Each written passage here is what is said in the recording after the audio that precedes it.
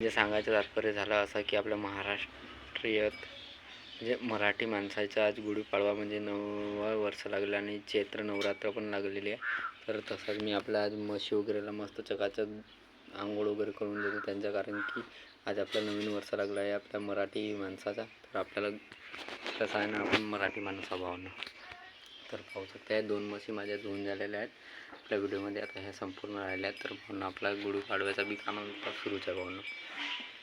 सण कोणता असो, दिवस कोणता असो, शेतकऱ्याच्या मुलाचं काम सुरूच राहतं भावना। राम राम। अजून एक वेळा गुढीपाडव्याच्या हार्दिक हार्दिक शुभकामना तुम्ही सगळ्या मराठी माणसांना। राम राम। राम राम भावना का म्हणतात। तर सर्वात प्रथम गुढीपाडव्याच्या तुम्हाला हार्दिक हार्दिक शुभकामना। कारण की आज नवीन वर्ष लागलेलं आहे आपल्या हिंदू म्हणजे कसं आहे ना, आपण उपाशी राहून जाऊन चालू, पण आपल्या मुका जनावराला कसं उपाशी ठेवू, कारण की सगळे डिपेंड आपण त्याच्यावरच आहे। आपली खरी लक्ष्मी तर तेच आहे, आपल्याला पालणारे तेच आहेत। तर भावना सगळं कसं आहे ना, त्याच्यासाठी संपूर्ण आपल्याला करावं लागते।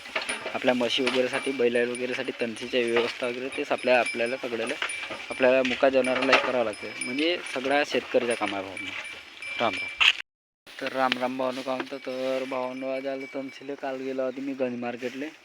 तर धानाचा रेट सांगायचा झाला तर 29चा भाव आहे तुमची जय श्रीराम म्हणजे बारीक धान, आणि जी कालीमूज झाली ती 32-33चा भाव चालून राहिला आता सध्या आपल्या गंज मार्केटला। तर असं कालचा भाव होता भाव धानाला। कसं आहे ना, धानाचा भाव वगैरे संपूर्ण तो बदलत असते, पण मी काल गेला होती तर आज तणीस आणायला आला, कारण की तणीस खतम झालेली होती आपल्या घरची।